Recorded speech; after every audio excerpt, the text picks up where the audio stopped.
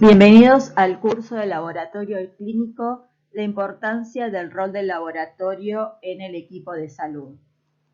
Soy la bioquímica Carayan Luciana Catalina y aquí les dejo mi mail por cualquier consulta que deseen realizar.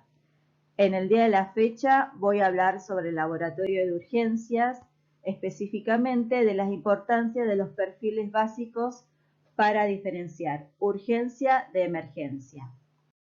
Primeramente, cabe hacer la diferenciación y definición de emergencia y de urgencia. Con respecto a la emergencia, es una situación de salud que se va a presentar repentinamente y va a requerir una atención inmediata, dado que lleva implícito una alta probabilidad de riesgo de pérdida de vida. Desde el punto de vista del laboratorio, el objetivo va a ser entregar los resultados máximo en 1 hora.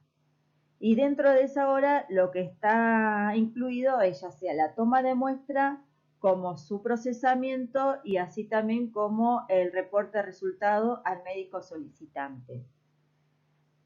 Puede llegar a presentarse la situación de tener valores críticos, con lo cual a la medida que se va procesando los resultados y se va obteniendo estos resultados, al ser valores críticos, se va a poder llamar al médico y dar estos resultados en forma verbal. Y también se puede dar un informe en forma parcial.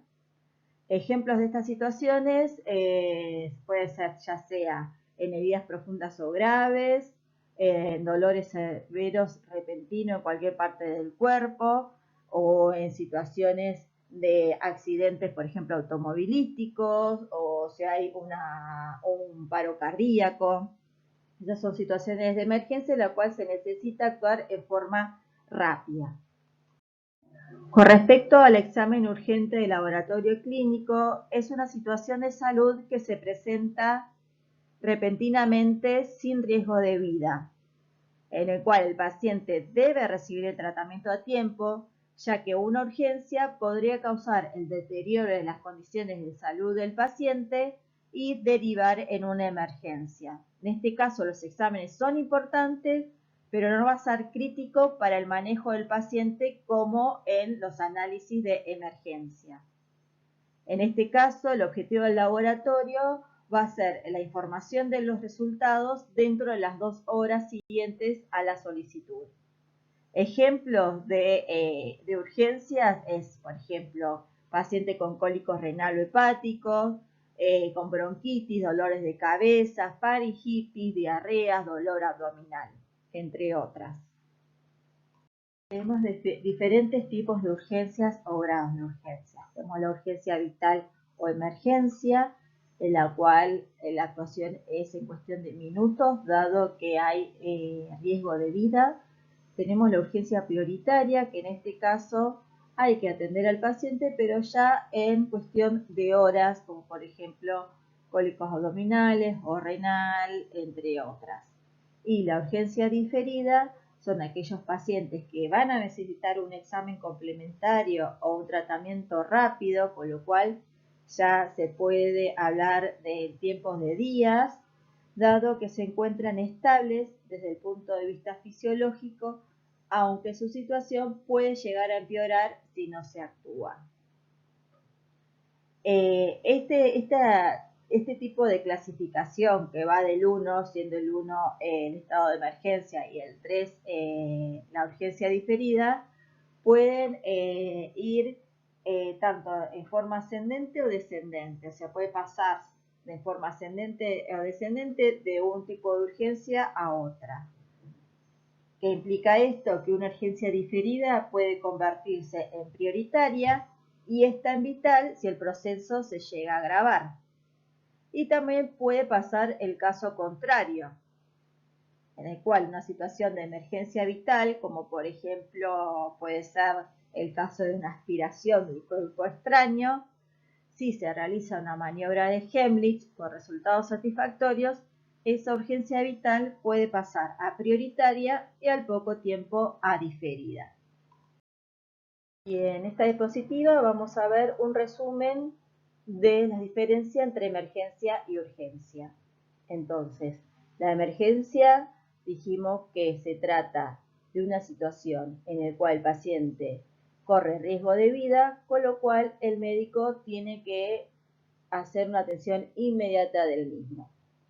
En cambio, en la urgencia, si bien no hay riesgo de vida, el médico va a tener que atender a la brevedad a este paciente para evitar complicaciones mayores. El médico, al tener esta situación de paciente, ya sea en urgencias o en emergencia, va a pedir al laboratorio clínico un grupo de determinaciones que lo van a orientar sobre el funcionamiento, ya sea general del organismo o de órganos específicos, dependiendo de la clínica que presente el paciente. Entonces, por ejemplo, en casos de sospecha de diabetes, de enfermedad renal o, por ejemplo, insuficiencia cardíaca, diferentes van a ser ese perfil bioquímico en cada una de esas situaciones. De lo anteriormente dicho, surge la importancia de la buena comunicación dentro del equipo de trabajo, no solo del equipo de trabajo que conforma el laboratorio, sino también dentro del equipo de trabajo dentro del área de urgencia, dado que de esta buena comunicación vamos a tener determinaciones específicas y a tiempo para la buena resolución de la situación del paciente. Otra situación importante dentro de lo que es el área de laboratorio y sobre todo el laboratorio de urgencia es la etapa preanalítica. Y dentro de esta etapa es muy importante la orden médica en el sentido de que esté escrita en forma clara el nombre, apellido, historia clínica y o DNI del paciente, y si se trata de un paciente internado, de la cama en la que se encuentra el mismo. Esto es muy importante dado que la orden médica, cuya solicitud e interpretación está basada en la historia clínica y en la exploración física del paciente, forma parte de un documento, es un documento único e intransferible. Con lo cual, si uno no entiende bien el nombre, viene el apellido o hay cambio por no entender tampoco de DNI, ya se puede derivar eso en determinaciones que se le atribuyan a otro paciente. Entonces, por eso es muy importante la letra clara en esta situación. También otra situación importante dentro de la etapa preanalítica es tener los contenedores adecuados para la realización de las determinaciones pedidas en la orden médica, una adecuada toma de muestra.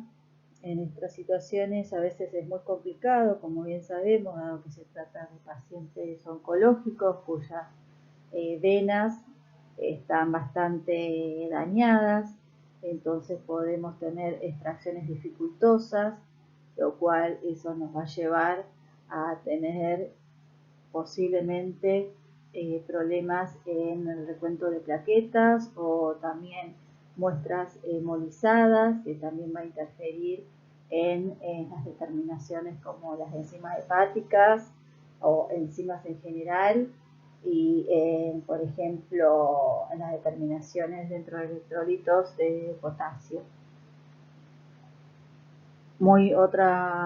Otro punto importante va a ser los tiempos de realización. Como bien dijimos, los tiempos de realización a tener en cuenta y en diferencia, dada una situación de emergencia como de urgencia, y el almacenamiento y transporte adecuado de las muestras solicitadas.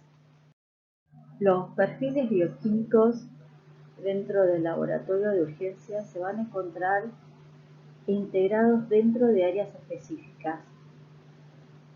Principalmente van a estar dentro del área química, el área hematología y hemostasia y lo que es medio interno.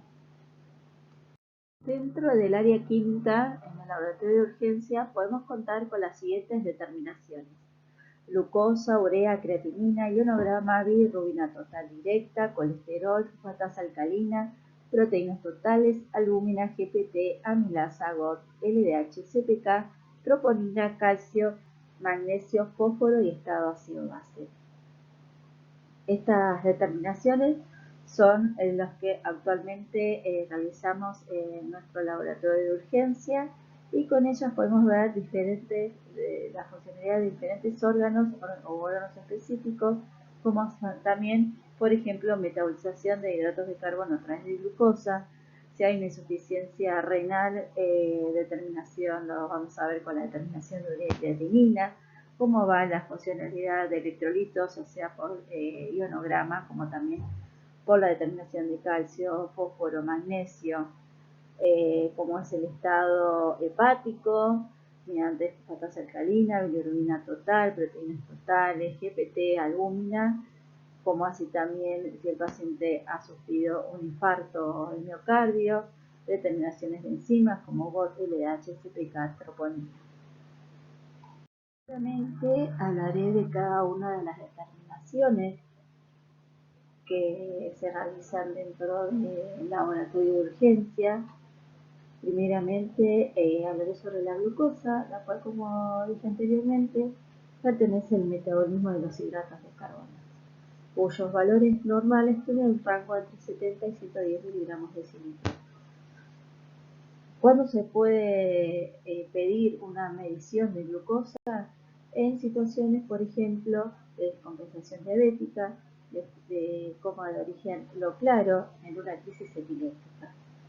Y podemos tener casos entonces en los que se ven aumentados los valores de glucosa por encima de los valores normales, en los cuales estamos en una situación de hiperglucemia, que puede ser debido a una sepsis severa, lo cual produce un estado de hipermetabolismo, en casos de diabetes, en casos de pancreatitis aguda, y situaciones en las cuales la glucosa se ve por debajo de los valores normales, lo cual estamos en una situación de hipoglucemia, que puede ser debido a una hipoglucemia diabética por uso inadecuado de insulina u otros medicamentos para la diabetes. Con respecto a la urea, se forma en el organismo durante el procesamiento de las proteínas y compuestos de nitrógeno en el hígado. Va a ser excretado a través de la orina y del sudor. Si no es eliminado de forma adecuada, se va a producir un aumento de los niveles de urea en sangre, que va a llevar a un daño, principalmente daño en el hígado, dado que es el órgano encargado de procesar las proteínas, y los riñones, que deben filtrar el producto de desecho final. Por lo tanto, niveles elevados de urea se va a poder observar en pacientes que presentan insuficiencia renal, insuficiencia hepática, insuficiencia cardíaca. Creatinina. Con respecto a la creatinina, es un producto de catabolismo muscular. Tiene eliminación renal, no es absorbida por los túbulos distales de los riñones. Su concentración plasmática no se modifica con el ejercicio ni con el catabolismo proteico, la cual la va a convertir en un analito útil para la determinación de la función renal. ¿Cuándo puede ser que se encuentre aumentada la creatinina? Derivando de lo que dije recién, en una insuficiencia renal, también en una radiomiólisis, en traumatismos, y la disminución de la misma puede deberse a una disminución, por ejemplo, de la masa muscular o hipoproteinemia. Con respecto a los niveles de sodio en sangre, el sodio se va a ver afectado aumentando sus concentraciones en casos de deshidratación o pérdidas de fluidos corporales, que pueden sucederse en vómitos prolongados, en diarreas, sudoraciones o fiebres altas, como también en el uso de ciertos fármacos como esteroides y ciertos medicamentos para disminuir la presión sanguínea en caso de personas con hipertensión arterial, o en casos de enfermedades endocrinológicas como la diabetes o el aldosteronismo. Todo esto va a producir una pérdida de fluidos, una concentración de sodio. En caso de la hiponatremia, por lo cual sucede lo contrario, lo que se produce es una dilución del analito. Por ejemplo, mediante la toma de diuréticos. También se puede observar en la insuficiencia cardíaca congestiva y en determinadas enfermedades que van a afectar a los riñones o al hígado, que pueden provocar la acumulación de líquidos en el cuerpo, diluyendo el sodio y disminuyendo sus niveles totales. En esta diapositiva vemos las manifestaciones clínicas que se pueden presentar tanto en los casos de hiponatremia como de hipernatremia. En los casos de una disminución del sodio a nivel sistema nervioso central, el paciente puede presentar calambres, debilidad muscular, estado de coma en los casos extremos, cefaleas. Desde el punto de vista gastrointestinal puede presentar anorexia, náuseas, vómitos, diarreas, cólicos. Y desde el punto de vista del líquido intracelular, estos pacientes presentan edema depresivo. Ahora, en los casos de los pacientes en la cual tienen aumentado el analito, o sea, una hipernatremia, los signos y síntomas tempranos están relacionados con el aumento de la hormona antidiurética, en la cual se observa sed, oliguria, anuria, incremento de la densidad urinaria. A nivel sistema nervioso central, en estos casos de estos pacientes, presentan disminución de los reflejos y arreflexia, convulsiones, también coma, cefalea, agitación. En el caso de a nivel de la piel y de las mucosas, debido a la deshidratación celular, se ve una piel y membranas mucosas secas, disminución de la turgencia celular, y a nivel del volumen vascular, debido a la disminución del volumen vascular, se observa pacientes con taquicardia, pulso débil, disminución de la presión arterial y colapso vascular. El otro electrolito a considerar es el potasio. Generalmente se piden en forma conjunta el sodio y el potasio, dado que el aumento de uno produce también la disminución generalmente del otro analito. En el caso de potasio puede también haber un aumento, una hiperpotasemia, debido a enfermedades de los riñones, dado que los riñones eliminan el exceso de potasio del cuerpo, con lo cual si hay daño en los riñones, va a estar aumentado este potasio, se va a encontrar aumentado este potasio.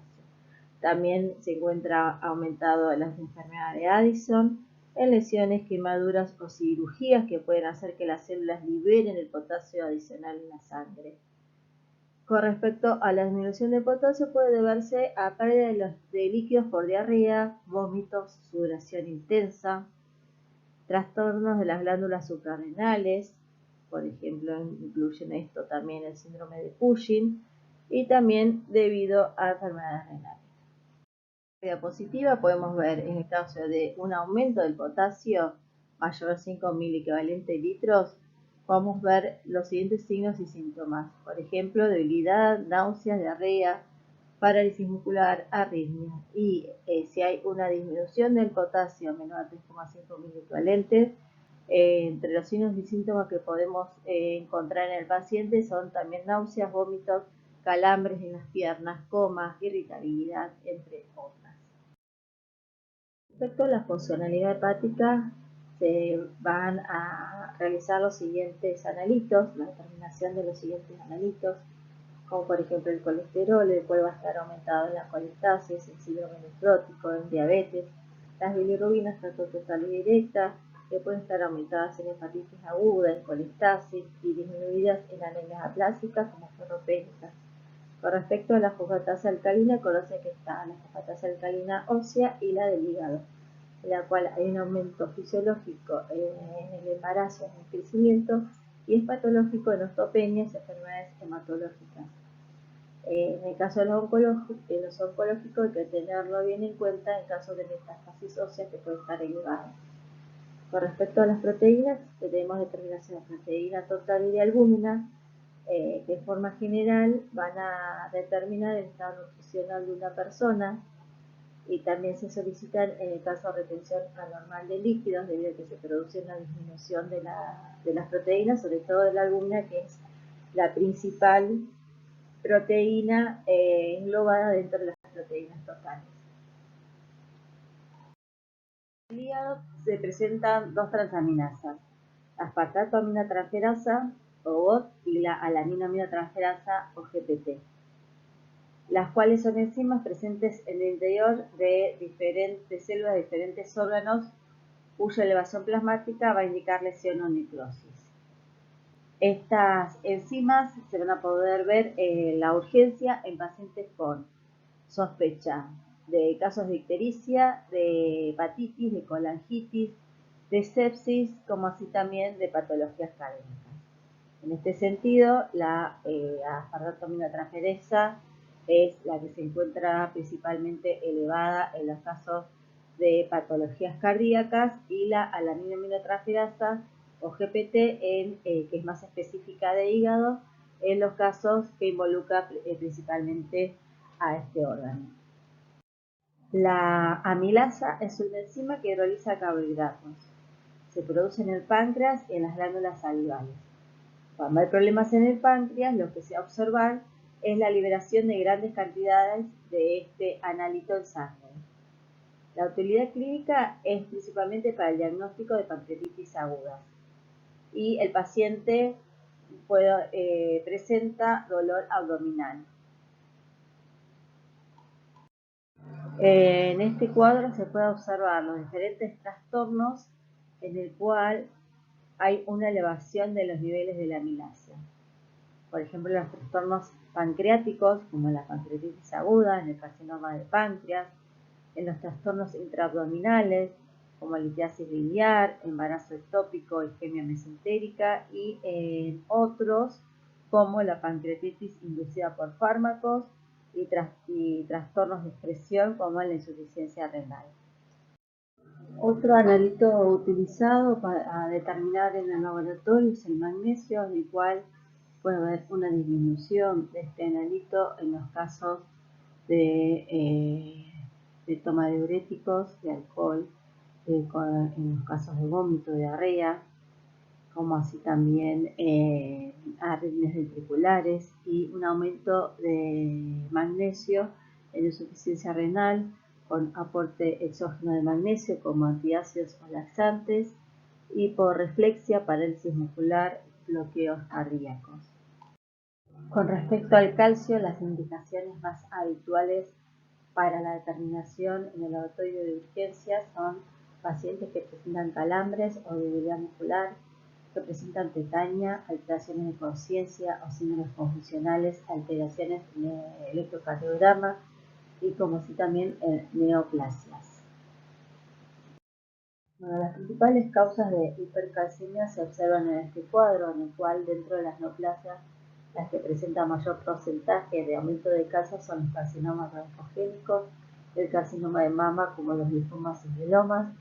También ciertos fármacos que van a producir un aumento de este analito, como por ejemplo los diuréticos tiazídicos, y también se puede ver elevado el calcio en caso de sarcoidosis, en osteoporosis, en enfermedad de Addison, como así también en acromegalia.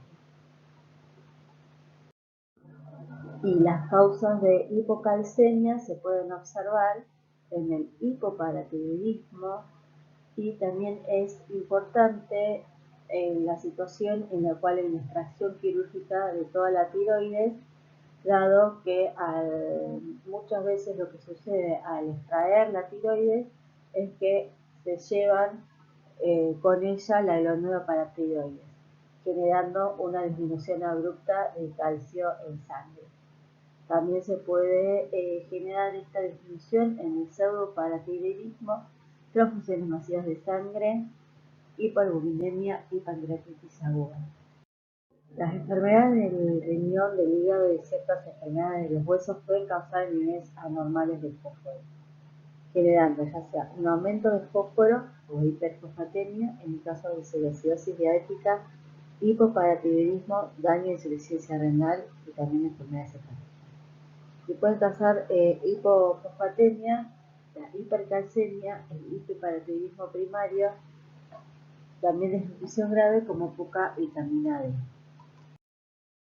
Con respecto a la LDH o la adenina deshidrogenasa, la enzima se concentra especialmente en corazón, hígado, células sanguíneas, riñón, músculo, cerebro y pulmones, con lo cual se puede encontrar elevada en el caso de alteraciones o lesiones de dichos órganos o tejidos.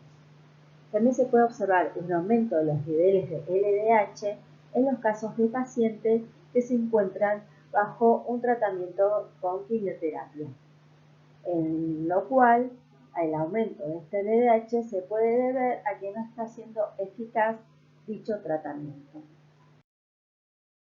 Por otro lado, otra de las importancias de la determinación de LDH, en este caso en fluidos corporales, es la siguiente. En el caso del líquido cefálico raquídeo, es importante dado que niveles elevados van a indicar probablemente una meningitis de causa bacteriana. Y en el caso del líquido pericárdico, pleural o peritoneal, en niveles elevados de LDH van a indicar que el líquido acumulado va a ser un exudado y no transudado. Creatinina quinasa o CPK es otro de los analitos que junto con la LDH, la troponina y la GOT se van a utilizar para ver si el paciente está padeciendo una insuficiencia del miocardio. La creatinina es una enzima presente en el músculo estriado, en el miocardio y en el cerebro. Y como dijimos, se va a utilizar para sospechar de síndrome neuroléptico maligno, de daño del miocardio y también transmutismo. Con respecto a la troponina, la misma es la que principalmente se utiliza en los casos de pacientes con infartos de miocardio.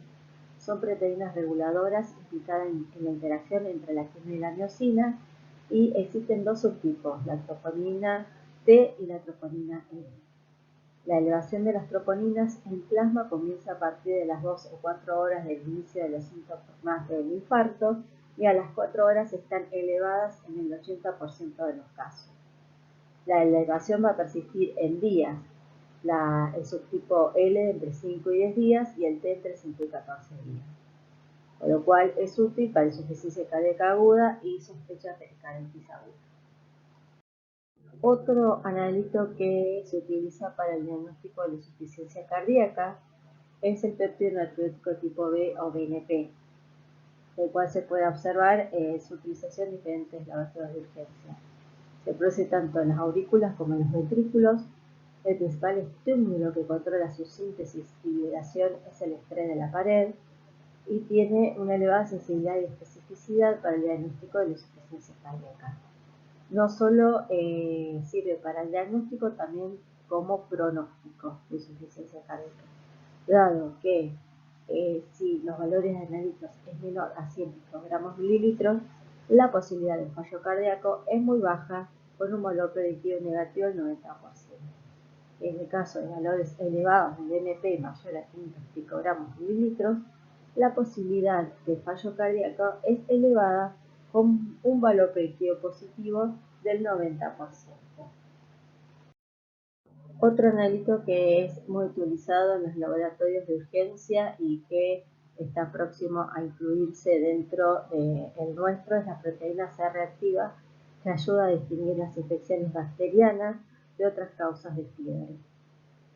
También sirve para el control de riesgos de infección sistémica o sepsis en casos de postcirugía en pacientes inmunosuprimidos.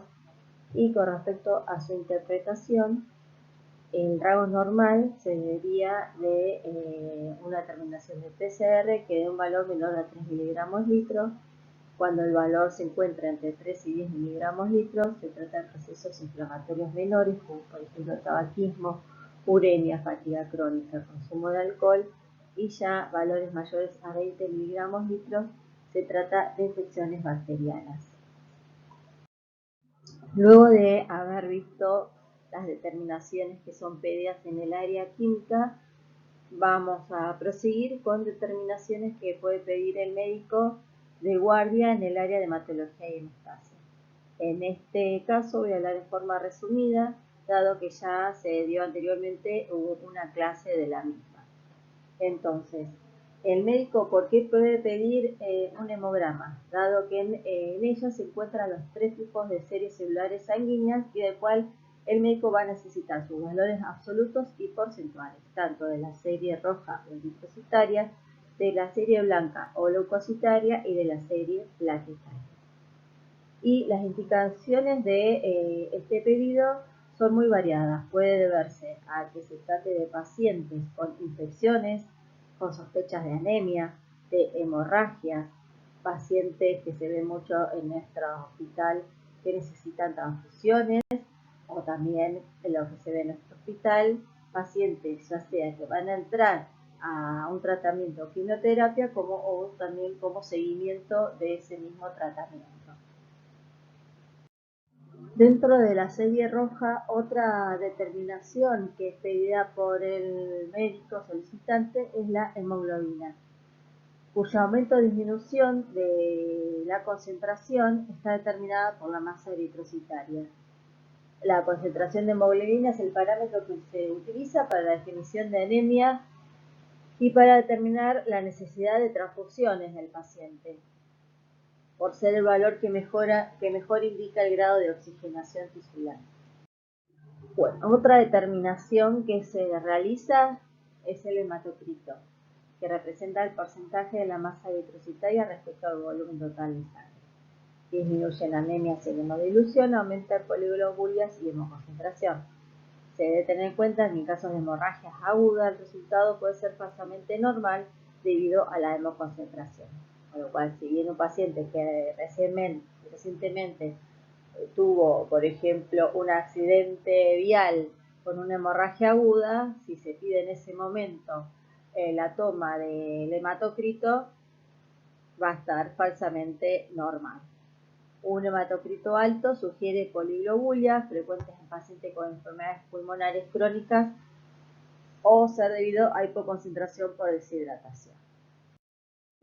Con respecto a la serie blanca o leucocitaria, se divide en 2 grupos, en la cual tenemos los leucocitos polinucleados, que está formada por neutrófilos, eosinófilos y basófilos, los leucocitos mononucleados, formados por linfocitos y monocitos. Se puede observar desviaciones a la izquierda, o sea que en sangre periférica se van a encontrar formas inmaduras de neutrófilos, mayor al 5% del total de leucocitos en casos de procesos infecciosos. En este cuadro podemos observar un resumen de las alteraciones cuantitativas de los leucocitos, de los diferentes elementos que lo componen, ya sea que se presente la neutrofilia por causas fisiológicas, infecciosas o infecciosas, casos de neutropenia, linfocitosis, linfopenia, monocitosis y eosinofilia. Respecto a la serie plaquetaria, se consideran valores normales de plaquetas o trombocitos, aquellos valores que se encuentran entre el rango de 150.000 a 350.000 metros cúbicos. Alteraciones en el número y función de plaquetas pueden provocar problemas hemorrágicos, y las hemorragias espontáneas son raras con un recuento mayor a 20.000 milímetros cúbicos. Acordarse que en el caso de nuestros pacientes, en el cual puede haber una extracción dificultosa, puede encontrarse agregación plaquetaria. Acá podemos observar un cuadro que resume las alteraciones del número y función de las plaquetas, en la cual se ve trombocitopenia, ya sea por defectos en la producción de plaquetas, como por ejemplo en la aplasia medular, por secuestro, en el caso de esplenomegalia, o aumento de su destrucción, ya sea en la quimioterapia, en enfermedades autoinmunes, en la púrpura trombótica trombocitopénica, casos de trombocitosis, ya sea primaria como secundaria, siendo primaria la trombocitemia y la secundaria a hemorragias graves, a tumores malignos, y también puede haber alteraciones debido a trastornos en la función de la plaqueta, ya sea por la toma de ciertos fármacos, como en el caso de personas con cirrosis, como en trastornos mieloproliferativos. Y bueno, entonces en esta área, aparte de hematología, tenemos hemostasia, y en este sentido el médico puede pedir ya sea el cuento de plaquetas, como así también el tiempo de tromboplastina parcial activada o KPTT, o el tiempo de protrombina TP más RIM. El médico lo puede pedir, dado que puede ver alteraciones en la síntesis y en la actividad también de los diferentes componentes que están incluidos en la guía tanto intrínseca como extrínseca de la coagulación. Otras pruebas importantes dentro de la coagulación que pueden ser pedidas por el médico de urgencias, al laboratorio de urgencias, es la terminación de fibrinógeno, el cual es una proteína soluble del plasma sanguíneo precursor de la fibrina. Si se observan altos niveles de este analito, es riesgoso para las enfermedades cardiovasculares. O sea que su aumento va a dar a pensar de riesgo trombótico cardiovascular. Y otro analito a determinar es el dímero D, el cual es el producto final de la degradación de fibrina, que sirve como un indicador serológico de la activación de la coagulación y del sistema fibrinolítico. El dímero D tiene utilidad tanto en el caso de trombosis venosa profunda como así también en el tromboembolismo pulmonar, que tiene un elevado valor predictivo negativo. Otra área involucrada en el laboratorio de urgencia es el área de medio interno, en el cual se va a observar, se va a pedir la determinación del estado ácido-base, dado que en todos los procesos metabólicos que se producen en el organismo se van a generar ácidos, que son sustancias capaces de liberar iones hidrógeno por oxidación de los hidratos de carbono y las grasas, y bases, que son capaces de captar esos iones hidrógeno. El objetivo de nuestro organismo es mantener un equilibrio llevando el pH próximo a 7,4. En los procesos para regular el equilibrio ácido-base van a estar involucrados los pulmones mediante liberación del dióxido de carbono, y el cerebro va a ser el que va a regular el volumen de dióxido de carbono que se exhala, controlando tanto la velocidad y la profundidad de la respiración. El volumen de dióxido de carbono exhalado y en consecuencia el pH de la sangre van a aumentar. Otro órgano que va a estar involucrado en la regularización de este equilibrio ácido-base van a ser los riñones, que van a modificar tanto la cantidad de ácidos o de bases que se eliminan, pero la contra que tienen los riñones es que tardan más en adaptarse que los pulmones, y esta compensación por lo tanto van a demorar varios días. Y otro de los sistemas son los sistemas estabilizadores de pH.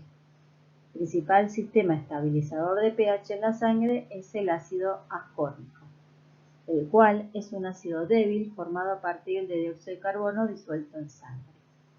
Y otro de los principales estabilizadores va a ser los iones bicarbonatos, que son las bases débiles de dicho elemento. En este esquema podemos observar un resumen de lo que se puede encontrar uno en el laboratorio de urgencia ante muestras de pacientes con acidosis o alcalosis. Por ejemplo, en estado de muestras en la cual el paciente presenta una acidosis, o sea, un pH menor a 7,4, esta acidosis puede ser tanto metabólica o respiratoria. Si es metabólica, vamos a observar niveles de bicarbonato bajo, y por lo tanto la compensación va a ser una compensación respiratoria, o sea, una disminución de la presión de CO2. En el caso de acidosis respiratoria, vamos a ver niveles de PCO2 alta con una compensación renal que vendría a ser mediante un aumento del bicarbonato. Y en el caso de pacientes con pH mayores a 7,4, o sea, en alcalosis, esa alcalosis puede ser tanto también respiratoria como metabólica. Si es metabólica, vamos a observar el bicarbonato alto y la compensación va a ser dada por los pulmones mediante un aumento de la PCO2. Y si es una alcalosis respiratoria, vamos a observar una PCO2 baja y en este caso la compensación va a ser dada a nivel renal y lo que se va a observar es una disminución del bicarbonato. Con lo cual, bueno, este es un resumen muy chiquito de todo un tema que da para una clase aparte de lo que es el estado ácido-base, el equilibrio ácido-base. Por último, en este cuadro vemos los valores normales de laboratorios de urgencia de cada uno de los analitos que he nombrado anteriormente, que están incluidos dentro de lo que es el perfil bioquímico en el laboratorio de urgencia. Hay que tener en consideración que estos valores pueden variar según el método utilizado.